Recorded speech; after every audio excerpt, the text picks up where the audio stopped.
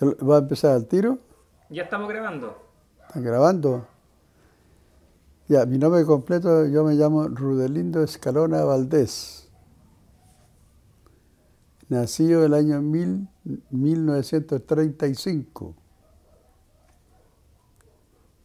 87 años cumplidos para el 88. Ahora bien, queremos repasar la historia de aquel 22 de mayo de 1960, que el terremoto más grande que se tenga conocimiento en Chile y en el mundo. ¿Sí? Pues bien, yo me encontraba en esa época trabajando en la empresa Central Puyinque Endesa, que está de Panguipulli a 17 kilómetros hacia la cordillera. ¿Ya? Ese día 22 de mayo de 1960 se produce el terremoto este y nosotros al día siguiente somos convocados por el ingeniero jefe que teníamos ese tiempo en Endesa ahí, que era don Santiago Bonome. A nosotros lo convocaron que teníamos que una misión imposible, pero que teníamos que hacerlo por la parte humanitaria para salvar a varias ciudades y principalmente la ciudad de Valdivia. Era un trabajo que teníamos que nosotros poner de nuestra parte, todo lo que tuviera al alcance de nuestra capacidad que tuviéramos para soportar el tiempo del clima, ¿ya? Y la adversidad de la forma como se iba a trabajar. Primero lo mandaron a una misión al lago Calasquén, a cortarle agua hacia la desembocadura del Calasquén hacia Panguipulli, por aumento del que se estaba produciendo en el lago Reñigüe, que es alimentado por el lago Panguipulli. Fue así que fue una cuadrilla de 12 que lo mandaron a Calasquén. Y fue otra cuadrilla que mandaron hacia una laguna que en ese tiempo se llamaba Charchán, que también tenía un río que se embocaba en el lago Panguipulli. Yo fui enviado allí al lago Calasquén, que tuve una semana. Después de esa semana que mineamos una roca, ¿no? Para hacerla explotar, para tirarlo al cauce del río de la desembocadura de este lago. Después de esta semana, a nosotros ya teníamos la misión de irlo a Reñigüe. Nosotros teníamos que viajar en camión de campaña que se llama. Salíamos a las 5 de la mañana, o sea, del campamento de Puyinque hacia el lago de Reñigüe. Teníamos que pasar por unos caminos muy inhóspitos, en forma, ¿cómo me podía decir? Porque Dios es grande, el camión no se da vuelta. Y teníamos que pasar por un puente que era muy peligroso, que está entre Panguipulli y el Reñigüe, ese puente. Teníamos que atravesar ese puente como a las 7 de la mañana para llegamos a ese puente nosotros, de las 5 de la mañana que salíamos. Llegamos alrededor de las 9:30, 10, llegamos nosotros a Reñigüe a trabajar. Allí nosotros teníamos que bajarlo con la herramienta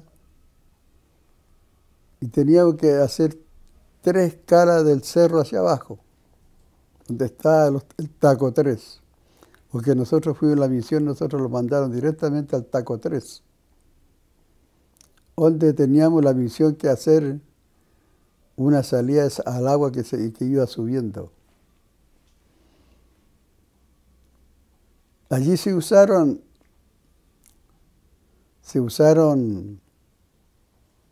hachas para cortar varas. Si usted se preguntarán para qué eran las varas eran justamente para hacer pasar a las máquinas, a los bulldozers, que se empantanaba en esto, porque los terrenos eran muy fangosos abajo. Teníamos que cortar varas toda la noche para hacer como un puente encima del barro, para que pasaran las máquinas. Después de estar un tiempo en esto, nosotros seguíamos viajando desde Puyinque hacia el Reñihue. No teníamos campamento, nosotros no podíamos llegar porque no había campamento, pero perdón, para los que ya estaban allá.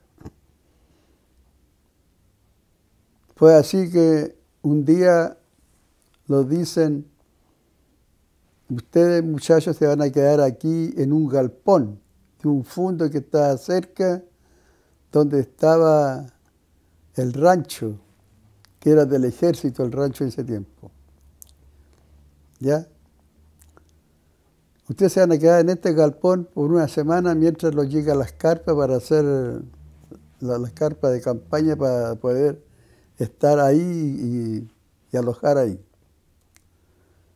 Fue así que llegaron esas carpas, ¿no? Y estuvimos en ese galpón, arriba en el soberano donde guardan el pasto para los animales, y los animales abajo. Nosotros teníamos que dormir con los animales, nosotros arriba y los animales abajo, la calor que los da el animal para arriba, esto también nos favorecía un poco el frío que teníamos que sufrir ahí, ¿no? Pero también hay otra cosa más que también tengo que contarnos, la vida, cómo llevábamos los trabajadores en aquella misión imposible. Usted se imagina que lloviendo todo el día, trabajando todo el día y no habiendo dónde secar la ropa, cuando usted terminaba la jornada, así como terminaba la jornada, subíamos el camión y lo íbamos al campamento. ¿Ya? No había dónde secar la ropa. Pero aún así teníamos que seguir trabajando con lluvia y varias veces cayó hasta nieve esa parte, hay nieve. Cayó hasta nieve. Estuvimos allá ahí alrededor más de un mes. ¿Ya? Pero antes de este mes llegaron las carpas que lo hicieron campamento, lo hicieron en estas carpas de campaña para alojar en el campamento que está retirado del galpón ¿no? Algo más que tengo que contar también aquí, ¿no? A nosotros se nos daba una botella de pisco para 10 personas, una botella de pisco para 10 personas para calentar el cuerpo. Se los daba 2 veces a la semana, se los daba esto. Para 10 personas una botella de pisco. Pues bien, después de esto nosotros comenzamos a hacer, se les dio la misión de hacer una zanja, porque el agua estaba subiendo en forma acelerada el Reñihue. Me recuerdo que habían varios kilómetros donde una casa ya patronal, la antena ya se estaba perdiendo bajo el agua. Se estaba perdiendo debajo del agua con la subida del Reñihue. Allí lo mandaron con pala y picota a trabajar. El terreno era muy difícil de trabajarlo.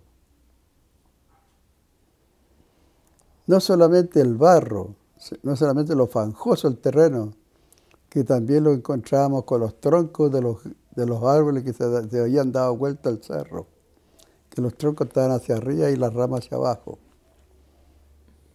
Entonces teníamos dificultad para hacer esa zanja también, que tuvimos varios días que poco los rendía porque el movimiento telúrico siempre se movía la Tierra y todo lo que hacíamos, como que al otro día cuando llegábamos, encontrábamos casi igual la zanja, ¿no? Pero trabajamos 1, 2 y 3. La pala, una aquí, otra más arriba. Porque ahí no se podía tirar el fango, no se podía tirar. Todo se pegaba en la pala. Esto fue el trabajo día y noche. Ahora la noche, ¿cómo dirán ustedes cómo fue la noche? ¿Cómo se trabajaba la noche? Allí estamos en un campo abierto, ¿ya? En un taco que tenía 1200 metros de largo, ¿ya? Éramos alumbrados por un faro del ejército en la noche, que estaba arriba, estaba el campamento arriba, porque estaba distante más o menos como más de 200 metros abajo estaba el cauce del río, del campamento hacia el cauce abajo, que teníamos que bajar esto y subir esto después para llegar al campamento, que tenía 3 escalas el cerro para llegar arriba. Pues bien, a fines de agosto, a fines de junio, se produce un accidente fatal esa noche. Como les decía, habían troncos que estaban en la línea donde estábamos haciendo la zanja para que darle salida al agua. Entonces se usó dinamita. Se usó la dinamita con tubos metálicos. De la única manera que tuviera efecto un tiro, porque en el barro la dinamita se moja y ya no explota, pues. Principalmente el fulminante no hace efecto en el barro. Se usó los tubos metálicos. Le hicieron 4 tiros en este tronco, 4 tiros. Yo estoy a 10 metros de la otra cuadrilla a la que le pasó esto. Nosotros estábamos a 10 metros, estábamos distantes de esta cuadrilla, la otra cuadrilla. Nosotros lo escondimos atrás de un montículo, lo escondimos atrás cuando pasarían los tiros. Yo estaba a cargo de esa cuadrilla que me pertenecía a Vino, estaba a cargo de esa cuadrilla yo, como maestro mayor que le llaman, es que se juntan 10 personas y ponen a uno de que puede dirigir a estas 10 personas cómo se hacen los trabajos. Lo que le pasó a esta otra cuadrilla igual también. Que el que dirigía allí aquella cuadrilla, me recuerdo el apellido de este compañero, era el apellido Núñez, él era de Talca. Y cuando pasaron los 10 minutos que se le dio a este tiro con la mecha, ¿no? Los 10 minutos salieron 3 tiros, no salieron los 4. Se esperaron 5 minutos más. Y yo tenía conocimiento que eran 10 minutos que lo que había que esperar. Nosotros nos salimos de atrás del montículo cuando ellos salió el que estaba encargado de esta cuadrilla, salió a ver por qué el tío no le había salido el otro. Confiado de que ya esto no iba a salir. Pero yo tenía conocimiento en cuanto a minería, yo tenía conocimiento y yo les dije a los que trabajaban conmigo de que no lo moviéramos de estar, había que esperar los 10 minutos, porque 10 minutos es el plazo que se dan, que puede salir o no puede salir el tiro. Y me recuerdo que nosotros estábamos mirando con la luz del faro que tenía arriba el ejército, ¿no? Se alumbraba clarito esta parte ahí. Cuando va la cuadrilla, van 2, 3 personas. Va el encargado y 2 va detrás de él. Los otros no salen del escondite. Va el encargado y las 2 personas que van detrás de él. Yo lo estoy mirando yo como si fuera hoy día. cuando él llega al donde está el tiro y él mueve la mecha, en ese momento sale el tiro. Salió el tiro, nosotros quedamos espantados porque pensábamos que los tres que vivían ahí en esa parte, que los tres había sido fatal. Felizmente solamente fue el que iba el encargado, porque con el cuerpo de él pasó allá a los otros dos, porque lo tiró, porque lo pescó de lleno en el pecho el tiro. Esa noche, aparte de esto, nosotros corrimos, cuando ya salió el tiro, corrimos al tiro a ver lo que pasaba con los accidentados, ¿no? Entonces encontramos a los otros dos que estaban botados acá abajo en el barro, que los sacamos al tiro, nosotros sacamos porque estaban vivos, estaban los dos vivos, pero la persona a quien le llegó el tiro estaba expandido por varias partes del cuerpo esa noche. Nosotros salvamos a los dos que estaban ahí, los salvamos nosotros, la guardia que trabajaba yo, los salvamos porque tuvimos que sacarlo y limpiarle la cara con agua, darle la cara con agua para el barro, porque ellos con el golpe quedaron acá abajo en el barro. Esa noche, me acuerdo que esto fue como a las 3 y tanto de la mañana. Como a las 3 y tanto de la mañana fue esto. Esa noche bajó el helicóptero de arriba, porque había un claro esa parte ahí. Y bajó el helicóptero a llevarse los dos heridos que estaban, graves. Creo que fueron trasladados a Valdivia. Creo yo que fueron a Valdivia trasladados. Pero aparte de esto que pasó abajo ahí, el helicóptero cuando llega arriba al campamento, casi se produce otro accidente más arriba. Porque justo con la luz del faro, el piloto del helicóptero se escandiló y se iba a aterrizar encima del campamento. Las carpas volaron todo y ahí estaba lloviendo ese momento, estaba lloviendo, ¿no? Toda la gente estaba durmiendo lo que habían salido del turno anterior. Eso pasó también esa noche. Felizmente no pasó a mayores eso de arriba, del campamento. Y el frío era terrible, ¿no? Nosotros los acostábamos mojados y los levantábamos húmedos para ir a trabajar. Allí no había sábado, ni domingo, ni feriado, ni nada, porque la misión era que nosotros les quedábamos ahí trabajando hasta que el agua saliera. Hasta que el agua saliera, esa era la misión que teníamos nosotros de Endesa, de los ingenieros de Endesa. Me recuerdo que una noche yo fui a buscar agua, que teníamos una parte donde teníamos un tubo de una vertiente que venía un agua, ¿no? Para tomar la choca en la noche, tomábamos choca en el terreno, porque lo daban a nosotros para llevar, para comer la noche y lo cortábamos de turno de noche. Me encontré yo con el león una vez. Justamente en esa parte donde el agua caía, donde iban a buscar agua para calentar agua para el café. Ya.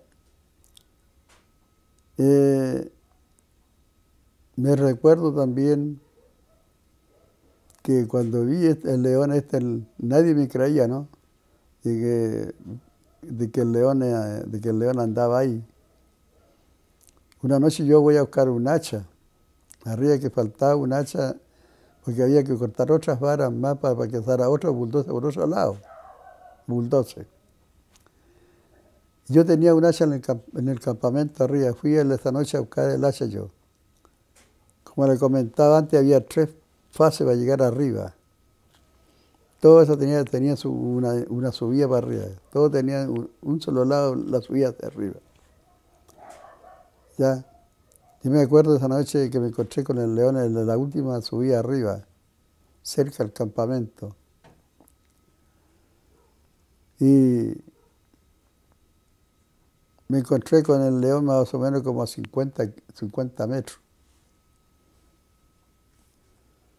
Yo pensé que eran personas que venían con linterna, como la oscuridad que da, la sombra que da el faro con la caída del cerro esto.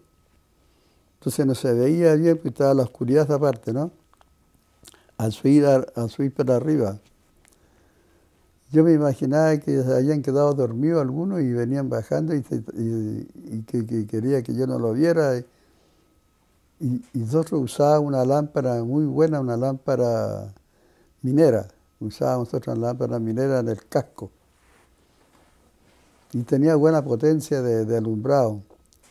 Por eso yo calculaba más o menos que eran 50 metros que estaba atrás de una mata de esto de murra. Para allá le llaman murra y aquí le llaman mora aquí. ¿Ya? Para el sur todos le llamamos murra nosotros, que es el fruto que da también para ser dulce. Bueno, yo busqué un palo para ver si era una persona o era un león que estaba detrás de esta mata. Y yo tiré el palo, el tipo no se movió. Entonces yo me corrí por esa subida que había hacia el campamento, esa era más o menos como 10 metros, era la subida nada más, pero era para la subida. Y ahí me di cuenta que era el león, porque el león me siguió. Yo alcancé a saltar para el otro lado cuando me ven los militares, que venía medio asustado yo. Y les digo que el león andaba ahí, pues, cerca del campamento. Entonces, ellos llamaron por radio para abajo, para que vinieran a buscar una cuadrilla, me vinieran a buscar arriba y yo quería buscar el hacha. Vinieron 4 de abajo, vinieron. Vinieron con rozón, con herramientas, bien pues si lo veía por el camino del león, ¿no? No lo vieron ellos. Yo lo esperé que llegaran ellos y ahí bajé yo para abajo. Poca credibilidad tenía sobre el león, pero después le salió a ellos. Porque ellos cuando van a buscar agua, después justamente en la caída de agua estaba el león ahí. Pues. Después tenía aparte un ingeniero de Endesa que se llamaba don Marcial Herrera. Un gran eminente ingeniero de Endesa, el señor Marcial Herrera. Era muy humano con la gente él. Y él tenía un campamento aparte, ellos, 4 ingenieros jefes que tenían en una paranizada, tenían ellos su campamento, ellos 4 carpas. Tenían una carpa cada uno. Y tenían una de estas altezas que le llaman para allá de madera, para lavarse del chorro de agua que caía ahí justo donde ven ahí. Y ellos vieron el león, pues, ahí también lo vieron, esa noche. Cuando ella hacía el pan amasado y se lo llevaba al campamento, al rancho ahí, ¿no? ¿Ya? Pero había otra pareja que vivían ahí en el campamento, que él tenía una pareja, ¿ya? Que no me recuerdo el apellido, porque yo tengo muy poco contacto tuve con este caballero yo, ¿ya? ¿Y él vivía con su mujer? Él llevó a su mujer. ¿Y ella, La señora era bajita y él era alto. y ella lo acompañaba o Acompañaba también ayudaba? y ayudaba en la cocina, en el rancho. Ayudaba ella ahí. Sí, ayudaba en el rancho ella ahí. Ahora bien, Disculpe, ¿no vio ninguna otra mujer más no, en el tiempo que estuvo allá? que yo me recuerde, mujer, ninguna. Solamente la señora del galpón que traía el pan amasado, lo traía el pan amasado, ¿ya? Pero más señora ahí no. Lo que hay que valorizar en la mujer es que nosotros éramos apoyados por nuestras mujeres. Nosotros sabíamos en la misión, todo lo que estábamos allí en la misión de salvar estas ciudades, era porque estábamos apoyados en nuestras mujeres. Nuestras mujeres quedaron con los hijos en nuestras casas.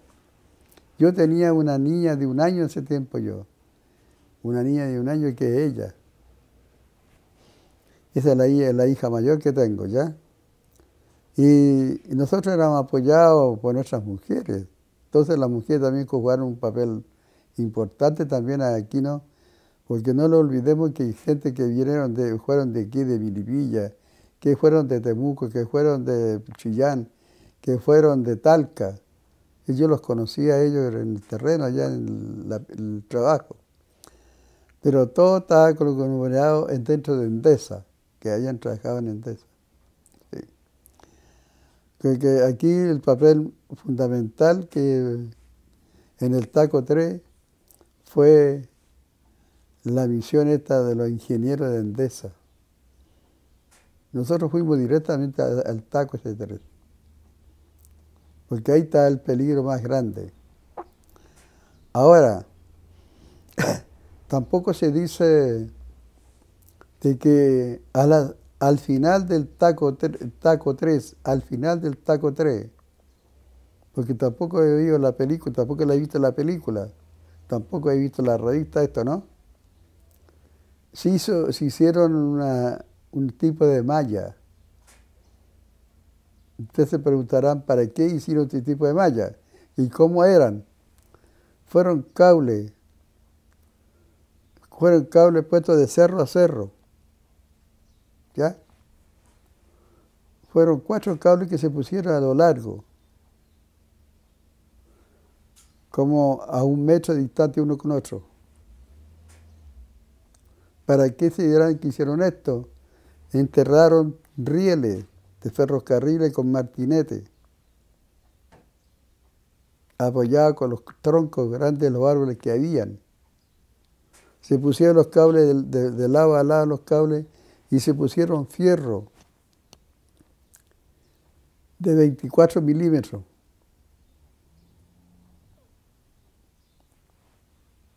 Hicieron un tipo una malla con los cables del fierro, parados los fierros. Ahora, ¿para qué hicieron los ingenieros esta malla? Era con el peligro de que con la presión del agua, de tantos los millones de metros cúbicos de agua que se acumuló el Reñigüe, podría arrastrar el primero y el segundo taco, y eso empujaría al TACO 3. Y eso sería un desastre total para toda la región aquella donde el agua iba a pasar por ahí, hasta llegar a Valdivia. Entonces, con esta malla que se hicieron, lo hicieron con el fin de que, si eso cedía, por lo menos los troncos quedarían todos allí. Rocas que hubieran, quedarían todos allí atascados. Y se evitaría que pasara esta tronquería para abajo y piedras, rocas, de todo. Entonces que pasara la pura agua nada más. Con ese fin se hicieron esa malla. No sé si usted tenía conocimiento de eso o no. Ya. Ahora bien, cuando se hizo esta zanja que tuvimos hasta el mes de julio trabajando, me recuerdo que también esto sucedió como a las 3 de la mañana, el primer chorro de agua que pasa por arriba del TACO 3. Pero era muy lento la pasada del agua. Entonces se hicieron unas protecciones a los lados para el fango, ¿no? De madera. Se hicieron. Para que el cerro no se viniera aquí abajo de un viaje y cerrara y tapara el cauce del agua. Se hicieron estas canoas de madera, apoyadas con crucetas y ¿no? ¿Y cómo se apoyó para poder salir el agua? Se usaron las mangueras que usan los bomberos, apoyado con la laguna que se había formado entre el Chaco 2 y Cataco 3, con motobomba. Con eso nosotros apoyábamos con que estas mangueras, en vez de la pala, en vez de la pala, que ya no se podía meter a la pala abajo ahí, ¿no? Mandaba con el chorro de agua para correr el barro, que el agua siguiera corriendo para seguir saliendo. Como le contaba que esto pasó como a las 3:30 de la mañana pasó esto. A las 7 de la mañana, porque nosotros entregábamos el turno a las 8. A las 7 de la mañana ya era un tipo como mar. El día, como en el 23, el 24 de julio, salió el chorro grande de agua. Esto duró como 3 días, la salía el agua, pero un chorro grande. Que eso, las canoas se la hallaron todas el agua, porque el agua después fue como un mar, porque ya el agua estaba cubría de cerro a cerro, cubría el agua después, como a las 8 de la mañana, al otro día. Y de ahí ya nosotros terminábamos la misión nosotros. Pero nunca supe yo al final qué pasó con la malla que hicieron a la salida del Taco 3, con los cables y los fierros, que yo también participé allí en eso, amarrando los fierros, los cables. No supe qué pasó después al final con eso. Solamente nosotros fuimos condecorados en ese tiempo por el gobierno que estaba Jorge Alessandri. Y el ministro del Interior de ese tiempo era don Sotero del Río.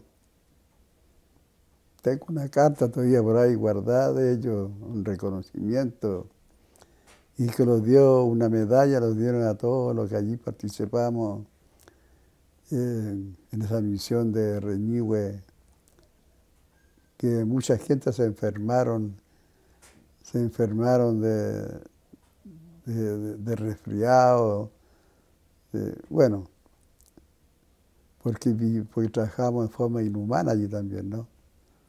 Porque acostarse mojado y levantarse mojado, porque las carpas no era mucho lo que ayudaban en el agua, porque usted tenía que evitar no topar la carpa, porque si topaba la carpa, pasaba la gotera al tiro. Eso había que tener cuidado con las carpas también de no tocarlas, no tocarlas. Yo tuve hasta la salida, yo me encontré ahí del Taco 3 hasta que salió el chorro de agua, vi cómo corría como un mar, todo eso después ya. Eso el orgullo que tengo de haber entrado ahí a trabajar en esa misión que se los dio de Endesa, de haber visto salir el agua. Cómo salió el agua, cómo era la caída hacia el cerro, hacia abajo. De ver, increíble que si nosotros no hubiésemos hecho ese trabajo que el que planificó don Raúl Sáez, que era ingeniero de Endesa, ¿ya? Porque él es el que lleva toda la misión de esta obra. Pero varias veces se pensó de que se iba a fracasar, porque podía ocurrir lo que ya se había dicho antes, que había ocurrido antes, con 400 años antes ya ocurrió lo mismo eso ahí. Quería preguntarle cuando Pregúnteme ahora no, algo celebraron, ¿Ah? ¿se hizo una celebración allá en el Taco? ¿Cómo? ¿Se hizo una celebración? Mire, celebración, los trabajadores casi no participaron. Yo lo voy a decir al tiro. La celebración le hicieron mal lo de Gineta. Hay algo más que se me escapó también. También lo quiero decirlo aquí. Para que sepa la ciudadanía de tanto de Valdivia como de los lagos. Nosotros nunca conocimos el pollo. Nunca conocimos el pavo. Nunca conocimos otra carne que no era la de vacuno. Y a nosotros se los dijo que se los mandaban pavo, ganso, carne para los trabajadores que trabajan allí. Eso nosotros nunca lo vimos. Nunca lo vimos los trabajadores. El vino tampoco lo vimos, que también decía que se mandaba vino por la gente, para que para la hora del almuerzo, la comida, se tomara un vaso de vino, para el frío. Tampoco nunca lo vimos eso. Pero le puedo contar algo, que sí que nosotros teníamos que entrarle a robar los fondos de pavo. Tuvimos una misión que le hicimos para saber que los de Gineta allí comían muy bien. Se hacían unos tremendos fondos de pavo, de pollo, que nosotros no lo veíamos. Pero nosotros en la noche les robábamos los fondos. Nosotros, los trabajadores. Hicimos un forado en la misma carpa, sacábamos la tierra de a poco y ahí. Y la íbamos botando. Dejábamos la pura champa del pasto, para hacerle la tapa ahí y después ponerla. Porque pasaban por los campamentos buscando el fondo que se había perdido del rancho. Eso tampoco está contado en la historia. También le robábamos garrafas de vino, le robábamos la bodega hecha para tomar vino. Nosotros en la noche lo tomábamos antes de acostarlo a dormir. También teníamos un hoyo allí donde escondíamos en el hoyo del piso debajo del camarote. Ahí escondíamos las cosas nosotros. Esa historia tampoco, aquí la estoy contando por primera vez, estoy contando porque eso ocurrió en Reñigüe. Porque quién allí gozaba más con todo esto que se los mandaba allí era lo de Gineta. Nosotros veíamos los fondos, cómo cocinaban los pavos, cómo cocinaban el pollo, los asados de otras carnes que se hacían. Nosotros sentíamos el olor nomás, pero nada más. Eso también ocurrió allí en Reñigüe.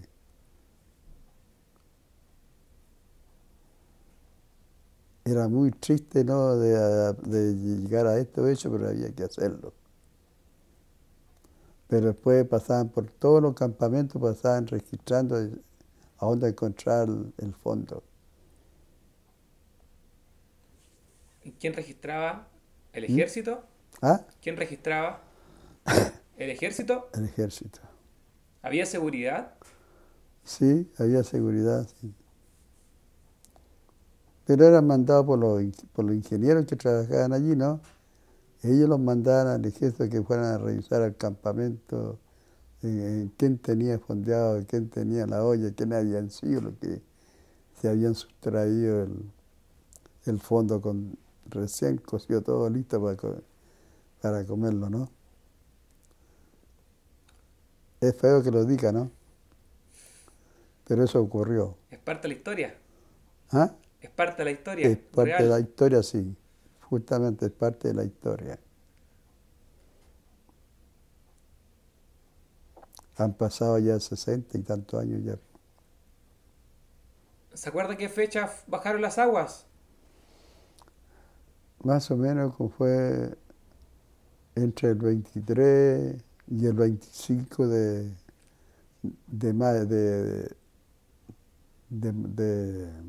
julio. Según la historia, dice que es del 24 al 26. Y hoy día estamos a 25. Sí, a 25 parece. Hoy día estaban en el segundo día de Sí. los 3. Sí, Fue hace 62 años. 62 años, sí. Y yo llevo 63 años casado.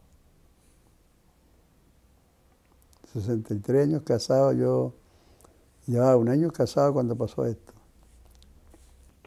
En esa película sale que cuando terminaron el trabajo, salen como comiendo en un campamento y tomando insano.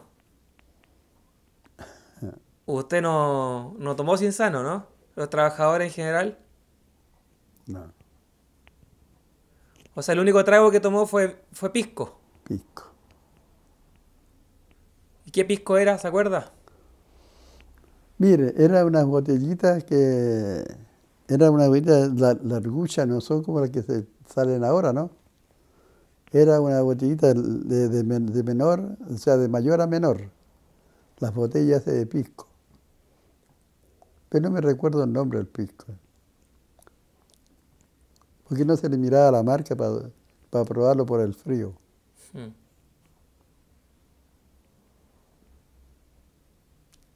Pero eso nada más. El vino nunca lo vimos. Tuvimos que robarlo, la garrafa en la noche. ¿Y Y qué es lo que después, comían normalmente? ¿ah? ¿Cuál era su comida A ver, normalmente? el rancho que teníamos ahí, el rancho, muchas veces, don Cristian, muchas veces el rancho teníamos que comerlo medio crudo porque no daba abasto para el cocimiento, tanta gente y todo, ¿ya? Entonces se nos, se nos daba en sartén, o como una fuente que le llamaban, unos platitos así de estos tipos de enlosados, ¿ya? Buen sartén. Yo me acuerdo que habían algunos, ¿no? Yo los vi eso también, de, pues ahí fue que la palabra decían, échale patré. Entonces, ¿qué es lo qué consistía esta palabra, échale patré, cuando ponía el sartén allí en el rancho? Le decía, ¿para cuánto va a comer en este sartén? Somos tres, le decía el fulano. Y yo después lo seguía al tujulano, si eran tres realmente los que comían. No, pues era el solo. Era el solo él. Entonces ya yo le decía, pues, y le sabía el nombre y toda esta persona, yo no. Le decían, también le decían por sobrenombre Guatapajarito. Y decía, échele para tres, pero era maceteado, gordito, ¿no? Él llegaba ya, échale para tres, somos tres, decía. Pero era el solo que comía. Muchas veces la carne estaba cruda casi a veces. Por eso yo creo que mucha gente se enfermaron también por el rancho y también por el frío. Por el frío y la humedad, porque no había dónde secar los calcetines. Llovía día y noche, llovía y llovía y llovía, ¿no? Entonces, ¿a dónde secar los calcetines? ¿A dónde secar la camisa? Si usted trabajaba con ropa de agua, la trepidación de su cuerpo moja toda la ropa adentro.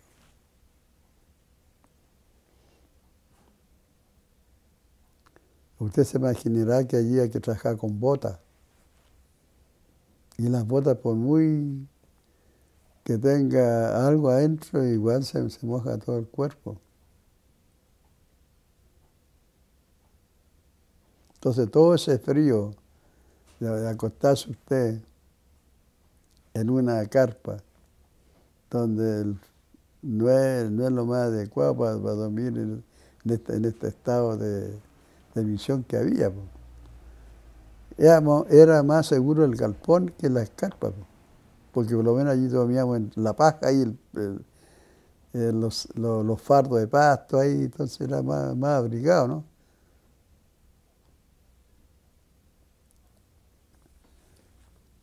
¿Usted cree que falta un mayor reconocimiento a la gente que trabajó allá?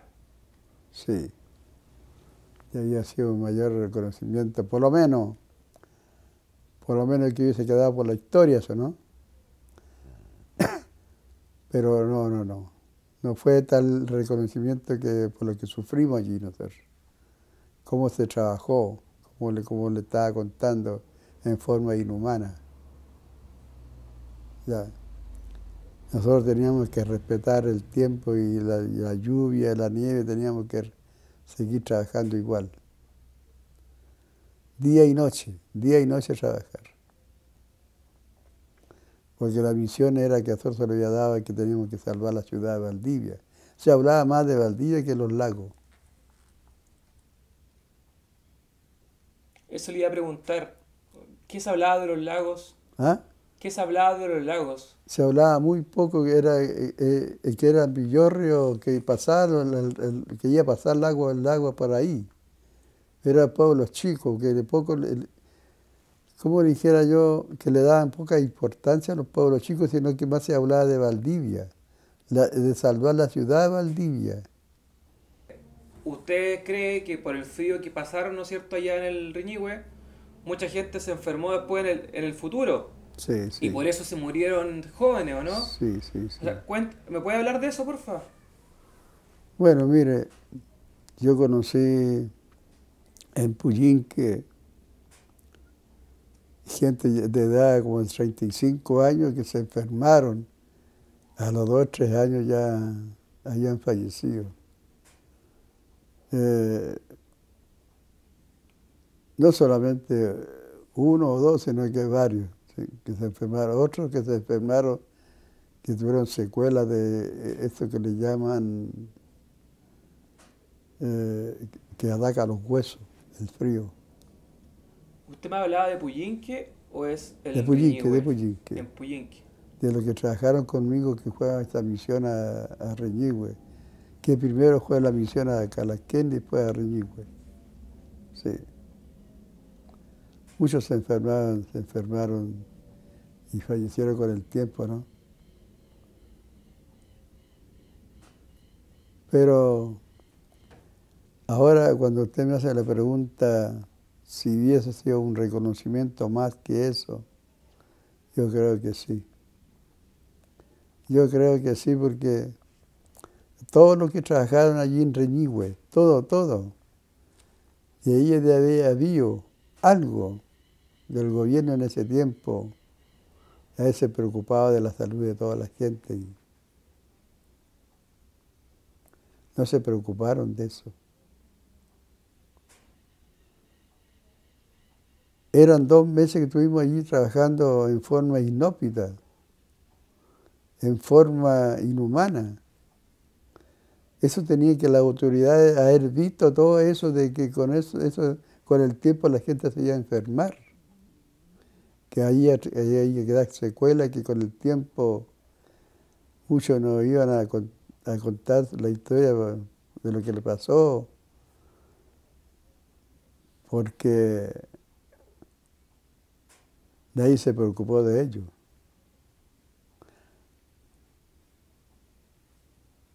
Lamentablemente, la salud pública es así. Nosotros de ahí hemos tenido el privilegio, por lo menos, de haber tenido una salud mucho mejor. Pero fuimos igual tratados en todas partes, igual.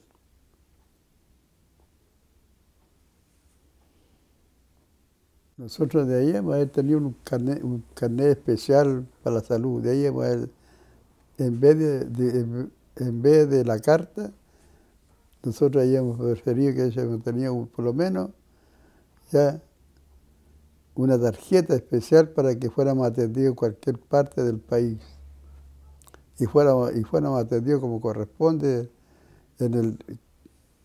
por el trabajo que llevamos esos 2 meses ahí en Reñigüe.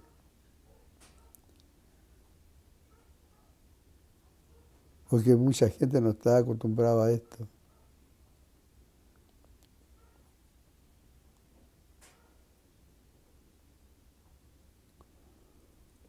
Porque allí trabajaron jóvenes y trabajaron hombres de edad también trabajaron hombres de 60 años también trabajaron allí.